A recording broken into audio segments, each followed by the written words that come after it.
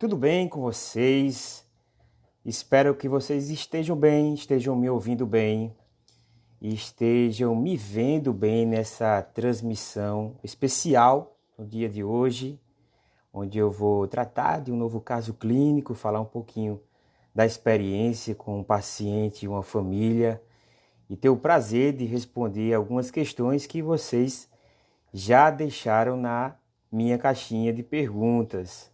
Eu peço para quem já entrou, por favor, me fale aí nos comentários, Aline, Kildare, Duloca, Francisco, se estão me ouvindo bem, se estão vendo bem na transmissão e enviem o aviãozinho aqui do lado, tá certo? Para pelo menos mais 3 pessoas que possam aproveitar essa live de hoje, essa entrega do meio-dia, onde vamos conversar um pouco naquela mesma dinâmica. Na primeira parte eu vou falar sobre um caso que está sendo comum no consultório, que é visto e que pode realmente agregar valor, informação a alguma família. E na segunda parte eu vou responder as questões deixadas na caixinha de perguntas que eu abri ontem, né? Vai ficar rolando aí no dia todo. E quem tiver também questões pode colocar aqui ao lado dos comentários. Tá, gente? Então, o caso de hoje, como eu falei, é algo que está cada dia mais comum no consultório, que é a consulta de segunda opinião. Foi uma criança, inclusive eu atendi hoje, não é um caso que eu estava aguardando. Foi uma criança de 3 anos e meio, que a mãe, na consulta mesmo, já esclareceu que já tinha o diagnóstico dessa criança desde os 2 anos, já estava num centro de terapia, né, desde do diagnóstico, estava apresentando evoluções, mas ela queria conversar um pouco comigo para poder alinhar se ela estava fazendo a coisa certa, se havia alguma coisa mais a ser feita, se poderia otimizar o tratamento de alguma forma. Como toda consulta de segunda opinião, a gente tem que tirar essas amarras do pré-diagnóstico e começar de novo, né? Então, perguntar antes de receber o diagnóstico o que é que ela percebia. A mãe falava que desde 1 aninho já percebia dificuldade de comunicação com a criança, chamava e não atendia, não apontava, parecia que não compreendia quando se queria dar uma instrução para a criança. Não tinha um contato visual, né, firme, era bem fugaz. Então ela resolveu procurar na internet, né? Graças a Deus a gente tem acesso à informação, precisamos só curar essa informação para saber se é de qualidade. E resolveu entrar nesse mundo, pesquisar, se deparou com a possibilidade, né, do autismo e ficou cada dia mais convencida. Passou brevemente por aquela jornada de pediatras que falaram: espere, você está inventando a coisa da sua cabeça. Familiares também não percebiam essa aflição da mãe, mas chegou num outro colega neuropediatra que conseguiu fechar o diagnóstico, dar o diagnóstico através dessas deficiências de aquisição dos marcos da linguagem, comportamentos repetitivos que essa criança tinha e o transtorno de sono, que é uma comorbidade muito associada ao autismo. Então a mãe já veio com a cabeça feita, preparada, porque eu tinha a dizer, confirmei o diagnóstico e resolvi perguntar como é que estavam as terapias. Então a criança estava fazendo a terapia desde os seus 2 anos, claro que ela não entrou de cabeça naquelas 40 horas semanais que a gente recomenda de intervenções baseadas na análise do comportamento aplicada, mas começou paulatinamente a aumentar a carga horária, objetivando essa carga ideal. E aí é onde eu quero conversar com vocês sobre qual é a carga ideal, o que a gente deve fazer, qual é o contexto dessas 40 horas, que é muito confuso, muita gente se confunde, acha que não é 40 horas, isso aí é invenção. Não, gente. As 40 horas de intervenção, de intervenções, de instruções, de estimulações baseadas em ABA é um modelo americano que foi pesquisado pelo Ivar Lovaas na década de 80. Claro que a ciência da análise do comportamento aplicada existe aí há pelo menos 8 décadas, desde o início do século passado se estuda, mas chegou-se a esse modelo de intervenções de pelo menos 40 horas pelo estudo do Ivar Lovaas na década de 80 na Universidade da Califórnia, nos Estados Unidos. Ele viu que aplicando esse tipo de intervenção teria mais chances de uma reabilitação melhor sucedida, mais bem sucedida, né, em um grande número de crianças. Então não há como a gente ter resultados diferentes, né, disso fazendo as 40 horas. Quem faz diferente das 40 horas vai ter resultado diferente. Então não espere uma reabilitação adequada, bem sucedida, fazendo menos do que 40 horas, principalmente nos primeiros anos de vida pós-diagnóstico precoce. Então, associando o diagnóstico precoce, intervenções intensivas de início precoces, né? Essas intervenções têm que começar cedo. Aí sim você vai ter uma reabilitação eficaz. E não é para a pessoa ficar a vida toda fazendo 40 horas de aba. A gente espera, né? Eu, particularmente, vejo melhores intervenções findarem no final da infância. Então, a criança com seus 8 a 10 anos está saindo das terapias, está recebendo altas para um tratamento de manutenção, com visitas mais espaçadas, de 3 em 3 meses, 6 em 6 meses, a não ser que tenha alguma peculiaridade ali que deva receber mais atenção em relação a comportamento, em relação a transtornos escolares, em relação realmente à fluência de fala. Então, não, as 40 horas não é para a vida toda, não são aplicadas na vida toda, findam no final da infância, deveriam findar, a não ser que a criança não entregue realmente. Aí você vai ter que ver o nível do autismo, se há comorbidades associadas ou se a intervenção não foi bem aplicada. Aí a taxa de falha é muito grande e possivelmente vai adentrar, se a criança tiver um nível mais grave do autismo, associação de deficiências intelectuais, outras comorbidades, vai adentrar aí a adolescência fazendo essas intervenções. Agora, outra preocupação da família é se deve, quando receber o laudo, já amanhã está fazendo 40 horas. Infelizmente, como eu falei, isso é um modelo idealizado, é o ideal, é a busca pelo perfeito. A gente quer que a criança chegue a fazer essas 40 horas, mas sabemos que nos Estados Unidos é algo bem diferente. Lá eles ficam praticamente o dia todo na escola e o ABA é aplicado na escola, a intervenção baseada em ABA é aplicada na escola durante todo o turno, onde a criança fica ali 8 horas por dia na escola. Mas aqui no Brasil a gente não tem essa integração entre escola e centro de estimulação e a família tem que fazer esse meio de campo, né? Levando de lá para cá, de cá para lá, para que a criança consiga ter uma frequência escolar e também fazer as terapias. Então, essas 40 horas, como são logicamente distribuídas, né? Como é que você pode fazer uma logística? Metade dessa carga horária das 40 horas é de escola, né? Onde a criança vai à escola e precisa de um acompanhante terapêutico que utilize as técnicas da análise do comportamento aplicada. E esse acompanhante terapêutico é um aplicador ABA na escola, é um terapeuta na escola, é um profissional formado pelos recursos humanos de saúde, não é um profissional da escola. Claro que a escola vai ter que permitir a entrada desse profissional sem vínculos, sem amarras trabalhistas ali. E a escola também vai disponibilizar um assistente especial educacional. Deixa-me ver aqui o nome que se usa hoje. Um AEE para a criança.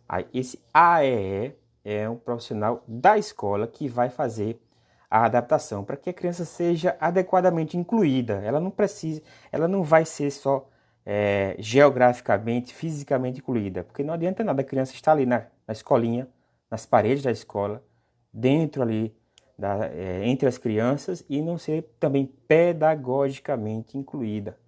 O que é pedagogicamente incluída? É estar aprendendo o que os outros meninos, as outras crianças da mesma idade também estão aprendendo.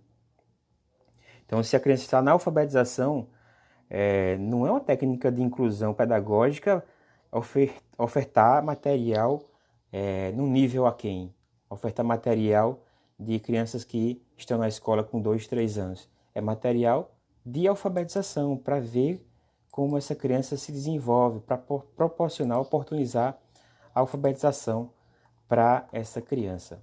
Tá? O AE é assistente educacional especializado, é um profissional da escola. Então, existem 2 profissionais ali ligados à criança com autismo na escola. Seu AT, assistente terapêutico, aplicador ABA, e o AEE, que não está ali o dia a dia inteiro com a criança, mas sabe das peculiaridades, das necessidades pedagógicas e prepara o material para a criança ser adequadamente incluída ali no currículo escolar.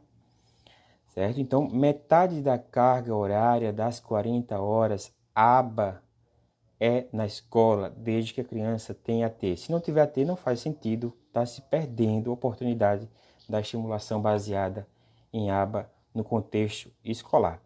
A outra metade aí sim é distribuída em intervenções nas clínicas especializadas com profissionais certificados, qualificados, experientes.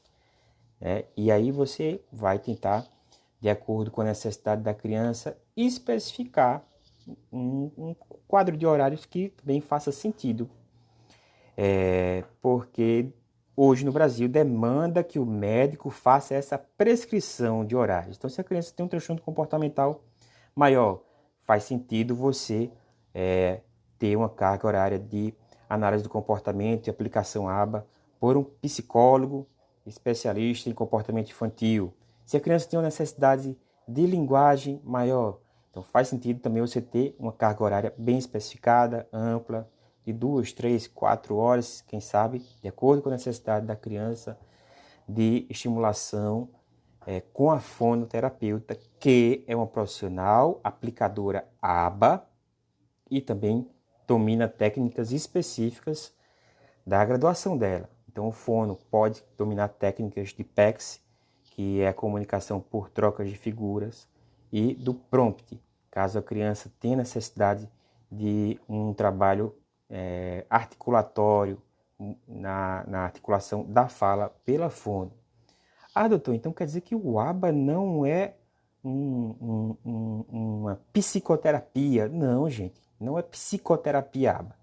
É ciência do comportamento, é análise comportamental aplicada, derivada ali na sua raiz do behaviorismo skinniano. Então, como eu falei, análise de comportamento vem sendo aplicada há décadas, não é algo novo, não é modinha. E é interessante que toda a equipe que vai ter contato com a criança, que vai estimular a criança, que vai promover essa intervenção, tenha noções da análise do comportamento aplicada. Como é isso? Como é que tem que ter noção? Por cursos, por convívios, por palestras ou por pós-graduação, em nível de mestrado, doutorado, que tenha realmente noção de como analisar o comportamento dessa criança, como reforçar o comportamento que se deseja, como propor novos comportamentos, como fazer também mudanças no comportamento dentro da área específica de trabalho dela. Então, a fono tem noções da ciência comportamental, a terapeuta ocupacional tem noções da ciência comportamental, a psicopedagoga tem noções da ciência comportamental. Pais precisam também ter noção do ABA pelos cursos ofertados aos pais na própria clínica ou até pagando cursos específicos para que os pais também consigam analisar o comportamento da criança e modular, aprender, fortalecer o comportamento desejado. E os professores também, é desejável que tenham noção de ABA, mas a gente sabe o quanto é difícil o engajamento e o preparo no sistema educacional brasileiro. Mas a criança já vai contar com sua AT ABA na escola. Então, essas 40 horas de aba de intervenções baseadas na análise do comportamento aplicada são assim distribuídas em escola, em toda a equipe multidisciplinar, né, que domina esse conhecimento, assim como um físico, um químico, um engenheiro, um matemático, um médico, domina matemática, né? Tem noção da matemática como uma ciência, um ramo do conhecimento humano. A equipe multidisciplinar vai ter noção dessa ciência e vai ser, como são aplicadores, os aplicadores vão ser supervisionados, aí sim, por um analista do comportamento mais graduada, mais gabaritada, em nível, pelo menos, gente, de pós-graduação, mais desejável, mestrado, doutorado ou BCBA, mas não vai ter, como eu já falei em muitas outras lives, mestre, doutores em análise do comportamento aplicada ou PCBAs disponíveis para demanda de análise de comportamento na população com autismo no Brasil. A gente precisa preparar mais pessoas. Então, um analista de comportamento, né, que tenha noção, que faça sentido, que oriente a família, que seja acessível, que não seja só aquele acadêmico, né, que você não consegue conversar, não consegue entender o que ele está falando, você não consegue receber orientações. Eu acho que não funciona. Então, um bom profissional é aquele que resolve problemas e não traz mais problemas. Então, atentar para isso. Então, vai ter dentro da equipe multiprofissional um superior hierarquicamente, né, que é o analista de comportamento mais graduado, que tem sua equipe ali com os aplicadores, inclusive com outros psicólogos aplicadores, mas também vai dar orientações em relação à modificação do comportamento para o fono, para TO, para psicomotricista, para fisioterapeuta, para todos os outros para os pais principalmente, e todos os outros profissionais que vão ter ali a oportunidade de estimular a criança. Tá certo? Se alguém tem dúvidas sobre essas 40 horas, como é que a criança faz, como é que eu vou conseguir, pode deixar aí na caixinha de perguntas ao lado dos comentários. Eu vou tentar responder, a gente está com tempo. Tem algumas questões interessantes na caixinha de perguntas que eu já dei uma passada e a gente vai conversando mais. Então, na segunda parte do nosso encontro, as respostas às perguntas que vocês deixaram, gente. Então, a primeira, olha aí, é uma pergunta bem frequente. É possível, doutor, dar o diagnóstico de TEA na primeira consulta numa criança de 2 anos e 5 meses? Isso é possível? É possível, gente. Então, você escutando com paciência, extraindo, né, todos os dados necessários para suprir aquela necessidade para o diagnóstico, entendendo a jornada da família, observando o comportamento da criança no seu consultório. Se tiver relatórios de outros profissionais ou da escolinha, pode trazer, que ajuda bastante. Então, o diagnóstico é construído a partir de dados que o médico extrai da família e do paciente. Se o médico não tem tempo, não tem prática, não tem a sensibilidade de extrair e trabalhar com esses dados, o diagnóstico não sai. Ou então, se ele também não tem um compromisso com o diagnóstico, ele quer ali tocar o serviço, ele está ali muito ligado aos planos de saúde, com conflitos de interesse, inclusive com recebendo ameaças do plano de descredenciamento.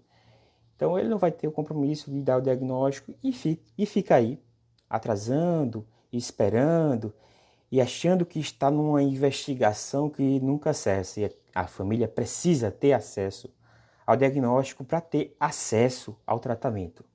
Ela não pode conduzir 2 jornadas sem diagnósticos, sem o diagnóstico e fazendo o tratamento. São 2 jornadas assim difíceis de conduzir, de tolerar. Então, fecha-se a jornada do diagnóstico. Olha, realmente tem características que são possíveis de dar o diagnóstico do TEA.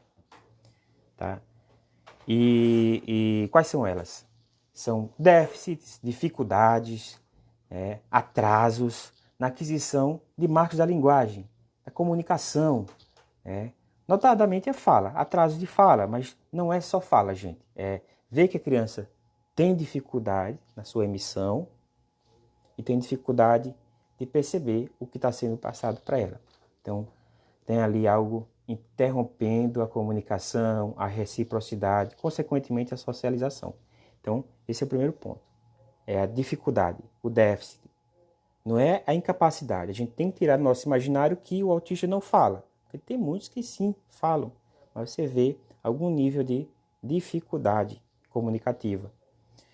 E comportamentos repetitivos ou interesses restritos. Aí sim, vale de todo o artifício de sua criatividade para sair esse dado. Então, você tem que perguntar como é que a criança se comporta quando está eufórica, quando está excitada. Aí vem, doutor, ele começa a girar em torno de si, saltita, sacode as mãozinhas, como se fosse batendo asas igual um passarinho, dá gritinhos repetitivos, fica correndo de uma parede a outra, olhando pela parede, ou tem um outro comportamento autoestimulatório. Então, isso é um comportamento repetitivo. Ou então emite ecolalias, fala bordões de personagens que ele escuta nos seus desenhos animados preferidos. É um comportamento repetitivo e também uma forma de comunicação disfuncional. Ele começa a girar a cabeça, ele começa a bater a cabeça, comportamentos repetitivos mais graves. Então, na consulta, se for a primeira consulta, você conseguir extrair isso, essas dificuldades de aquisição dos marcos da linguagem e comunicação e comportamentos repetitivos com interesses restritos, se sai o diagnóstico. Não é necessário para o diagnóstico do TEA exames complementares, como ressonância, eletrocefalograma, BERA, testes genéticos. Para o diagnóstico do TEA, que é um transtorno comportamental, não. Mas você pode se valer desses exames para saber o porquê, a causa. Não o que é. O que é, muitas vezes você já sabe na primeira consulta, a família já sabe. Você tem que abrir o diálogo e oportunizar a família, dizer o que é que ela pensa que é, perguntar o que é que você pensa que é, o que é que você já viu e teme que seja, faz sentido algum diagnóstico que já foi dado. Aí a família se abre, a mãe fala, doutor, eu realmente acredito que seja o TEA. E na primeira consulta se firma o diagnóstico e se pactua um plano de cuidados. Você vai indicar quais são as terapias que a criança precisa fazer. Se for uma criança de uma ou outra demanda, você vai especificar. Se você quiser investigar a causa, aí sim você pode pedir exames complementares ou deixar isso para os próximos encontros. Então, é possível sim dar, e é preferível dar o diagnóstico na primeira consulta. Agora, saber tocar essa parte aí com uma forma de comunicação mais sensível, empática, que são sempre más notícias, mesmo que a família já esteja desconfiando do diagnóstico, tá? Então, não perca tempo. Se você foi para o primeiro, segundo, terceiro especialista e se teve essa prática de estamos em investigação, procure um especialista que notadamente se esforça para dar o diagnóstico na primeira consulta. Então, segunda pergunta: a polissonografia pode acelerar a crise epilética? Não, não tem relação. A polissonografia é um exame que usamos para investigar transtornos do sono, distúrbios relacionados ao padrão do sono. Então, não é propriamente o melhor exame para investigar epilepsia ou crises epiléticas. Claro que tem ali na polissonografia um traçado de EEG que muitas vezes o polissonografista, o especialista em medicina do sono, que é um eletroneurofisiologista, vai ler e vai dar sua interpretação, mas ele está avaliando ali o sono, não está sempre avaliando crises convulsivas. O melhor é fazer eletroencefalograma ou um vídeo eletroencefalograma de 12 ou 24 horas para você avaliar o sono, e nenhum desses exames acelera a crise convulsiva. Agora, se podem usar manobras que deflagrem a crise, como a fotoestimulação, naquelas epilepsias que tem como gatilho a estimulação por luz, né? Aquelas luzes que ficam piscando, ou a hiperventilação, e aí você consegue deflagrar uma crise. Mas não é por causa que o exame ou o contato ali com os eletrodos vão deflagrar a crise, tá? São manobras que podem inclusive ser feitas no consultório, como a hiperventilação ou a fotoestimulação, para ver se há alguma possibilidade de deflagrar a crise. E aí, durante o exame, você grava, você flagra o traçado da crise e não há tanta dúvida em relação ao diagnóstico.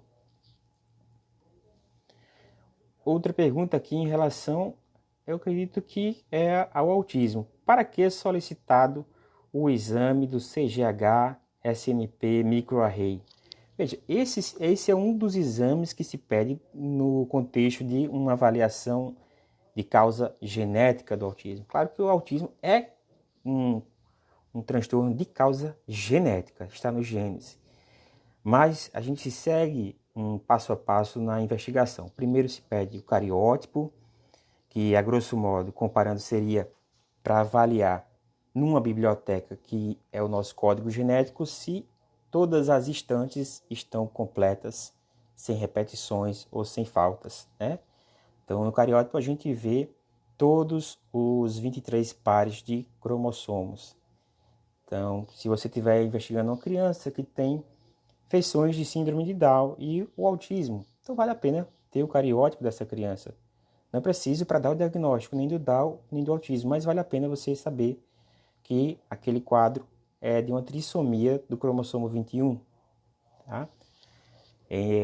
A seguir, pode ser pedido o teste do X frágil, ou o exame do sítio X frágil, que eu falei para vocês semana passada, no vídeo da quarta-feira passada, sobre como é que faz o diagnóstico do X frágil, uma das principais causas de deficiência intelectual herdável e de autismo do nível mais grave. Então, vale a pena, no contexto de avaliação da causa genética do autismo, solicitar o cariótipo, a avaliação do sítio X frágil e o microarray, que aí você vai ver pequenas deleções ou pequenas duplicações ou pequenas inversões, como inversão pericêntrica do cromossomo 5, microdeleção intersticial proximal do cromossomo 9, que também podem ser a causa genética do autismo. Quando tem essas deleções ou essas inversões, a perda, a truncamento, a duplicação, a redundância da informação genética, e no contexto clínico você pode atribuir aquela alteração nos cromossomos ao quadro do autismo. E, se necessário, você pode prosseguir também, caso não tenha resposta. Caso tenha cariótipo normal, microarray normal, X frágil normal, negativo ali, você não conseguiu achar uma causa genética. Ah, doutor, então não é autismo. Não. Dentro da limitação desses exames, a gente não acha a causa.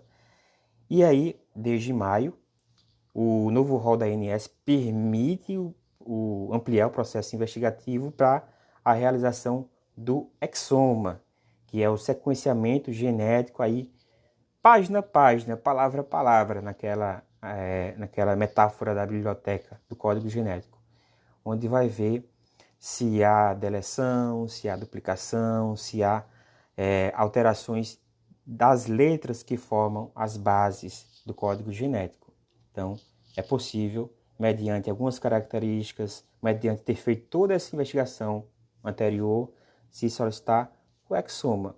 Qualquer médico pode, na verdade, solicitar esse tipo de exame, porém, para que os planos cubram, eles determinam protocolos onde tem que ter uma justificativa por escrito, porque se está pedindo o exame, porque o exame é custoso, ou então pedem para que um geneticista faça a solicitação do exame, dificultando o acesso ao exame, mas o CFM já orientou que qualquer médico pode e deve pedir na sua prática, se achar necessário, qualquer exame.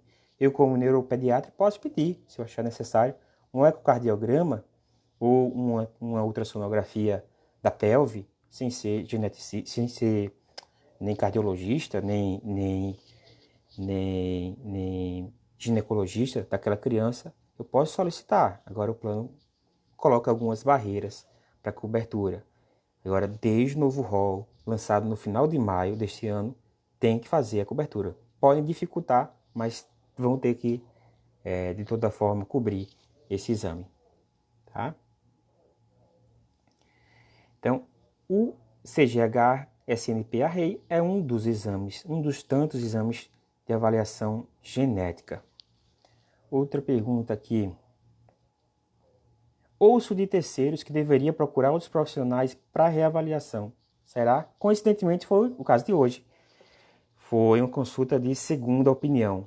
Veja, se você ouve de terceiros que tem que procurar um segundo, né, uma segunda opinião, vá em frente. Eu acho que vale a pena. Se você precisa ser convencida, ou se terceiros que podem ser do seu círculo familiar, né, precisam ser convencidos, vão a uma consulta de segunda opinião, se necessário terceira, quarta, quinta opinião. Claro, a consulta não é algo que sela destinos, não. É uma consulta, uma consultoria. É uma orientação de um profissional que você acredita ser experiente naquela área. Mas você pode ter outras consultorias, outras consultas, outras orientações. E aí seguir aquele que realmente te melhor orientou, ou que passou a informação de uma forma que fez sentido, tirou suas dúvidas, tem acesso, né? Você tem acesso, porque é muito comum, né, principalmente aqui no Nordeste, fazer consultas de segunda opinião com profissionais do eixo Centro-Sul. Vou perguntar em São Paulo, a um médico que é professor de uma universidade famosíssima, que ele atende uma vez por semana, e a consulta dele chega ali aos 4 dígitos.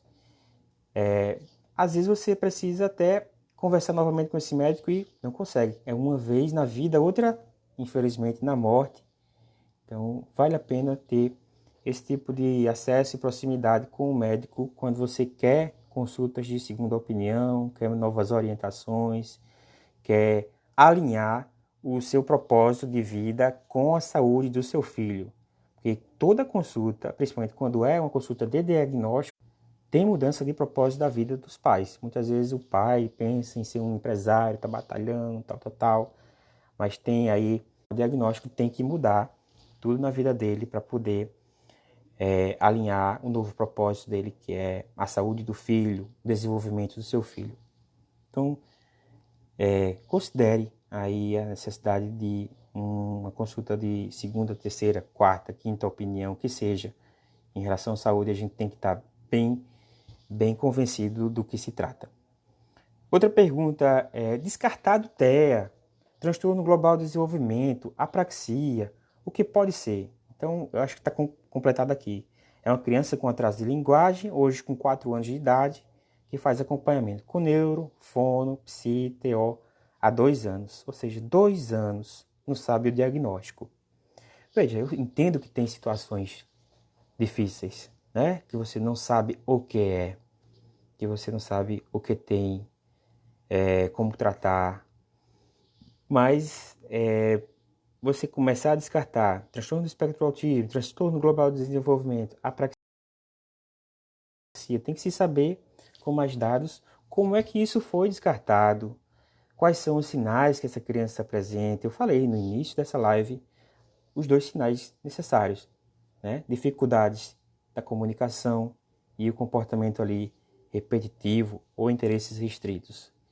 Então, se não é TEA, se não é transtorno global de desenvolvimento, se não é apraxia, tem que se ver se essa criança não está falando, está com atraso de linguagem por uma deficiência intelectual, ou seja, um QI mais baixo, ou pode ser também um transtorno específico da linguagem, o DEL, que é uma condição pouco falada, mas que causa realmente dificuldades para a aprendizagem. Ou também há casos de ser o TDAH. Tem casos de TDAH que tem atraso de linguagem ou dislalias, né, dificuldades na modulação da linguagem, na aquisição da fala. Então tem que se considerar tudo isso, saber quais são as características presentes, o que foi descartado e está fazendo terapia. Não é que melhorou que não possa ser um transtorno global de desenvolvimento. melhorou, não é autismo. Não, gente. A terapia é justamente para melhorar, mas vai otimizar essa melhora se você puder ter o diagnóstico, saber o que é e até por que é, né, com os exames complementares, se necessários. Olá, Polly. Polly está perguntando aqui, quando teremos a honra de recebê-lo numa nova live? Vamos combinar, tá? Eu estou aproveitando aqui meu horário de almoço para conversar com todos vocês, mas a noite é bem difícil, porque tem ali o Luquinhas, o Gabriel, a patroa para dar atenção, tá? Mandar um beijo para Fernanda. Tchau, meu amor, tá me acompanhando aí também. Mas a gente combina, Polly, consegue conversar direitinho, dar mais conteúdo para essa comunidade grande do autismo que está se formando aqui em Pernambuco, né? Que a gente está conseguindo orientar mais pais, orientar mais famílias, trazer mais pessoas interessadas nesse tema, tá? E você é uma pessoa que agrega, né? Outra pergunta, o autismo tem alguma relação com a idade do homem e a baixa testosterona? Veja, com a idade do homem é comum. Tem alguns estudos que mostram que homens acima de 60 anos, né, têm um risco maior de ter crianças com transtorno do espectro do autismo. Isso aí devido à qualidade. Então, há alguns estudos que mostram justamente a causa genética do TEA. E a baixa testosterona influi na qualidade dos espermatozoides ali, né? Então, a parte genética, a informação genética transmitida pelo espermatozoide pode estar comprometida e ter maior suscetibilidade a uma prole com autismo. Outra pergunta, doutor, meu filho tem 8 anos, é autista e tem TDAH, mas ele gosta de assistir filme de terror. Por que será que quando eu vejo, eu tiro e não deixo porque... Não estou entendendo. Ele tem muito susto e grita. Então não é adequado, não é assim. Para 8 anos, filmes de terror não precisava nem ter diagnóstico. Assim. Tem-se a sugestão de não usar filmes de terror. Tem animações que usam, né, ali, Hotel Transilvânia, um terrorzinho que a criança começa a entender, mas com 8 anos a criança deve estar procurando um filme mais adequado para sua faixa etária, que traga virtudes, né, oriente sobre virtudes, sobre qualidades, amizade, bons relacionamentos, família. Acho que é o mais adequado, assim, algumas comédias mais infantis, né, ou algum filme de ação que o pai ou a mãe possa ali estar participando e orientando a criança, tá? Então, terror não é bom para ninguém, eu não recomendo. Eu fico extremamente perturbado quando eu assisto esses filmes tipo da Annabelle, da Freira, né? Esses filmes não acrescentam em nada nas nossas vidas, né? Procurem as coisas do alto. Epilepsia está no grupo de comorbidades de vacinação para adolescentes. Olha aí, eu tenho uma novidade para vocês. Está sim, tá? Doenças neurológicas crônicas, como a epilepsia, como a hiperatividade, como o autismo, como a paralisia cerebral, foi contemplado numa norma técnica estadual lançada pela Secretaria Estadual de Saúde. Deixe-me ver aqui. Foi recente, se não me engano, dia 19. Agora eu tenho a questão. A Secretaria Estadual de Saúde coloca uma norma técnica que contempla como prioridade essas pessoas com comorbidades crônicas, neurológicas, com doenças crônicas de cunho neurológico. Mas faltou alinhar com os municípios. Muitos municípios não estão colocando como possibilidade, por exemplo, o TDAH, que o TDAH é algo que aumenta a suscetibilidade à contaminação. A pessoa com TDAH tem dificuldade de compreender, de fazer uma execução, tem dificuldade de memória, de lembrar de sair com a máscara, de seguir as rotinas de higienização. Então, é um grupo suscetível, certo? Epilepsia também, pessoas com epilepsia podem ter dificuldades nessa questão de rotinas, principalmente se forem encefalopatias epiléticas, né, que cursam com atraso do desenvolvimento neuropsicomotor. Então, esse grupo foi contemplado numa norma técnica da Secretaria de Saúde Estadual, mas alguns municípios não estão contemplando. Então, vale a pena conversar com o médico para poder justificar porque essa pessoa é uma pessoa de prioridade na vacinação, tá bom? Então, respondemos aí grande parte, foi uma live bem extensa. Muito obrigado pela participação de todos. Se você acha que agregou isso, compartilhe, comente. Eu vou salvar no meu feed, deixarei aí em breve com a capinha legal, uma descrição legal. E voltaremos a nos ver muito brevemente. Até logo, uma boa tarde, fiquem com Deus.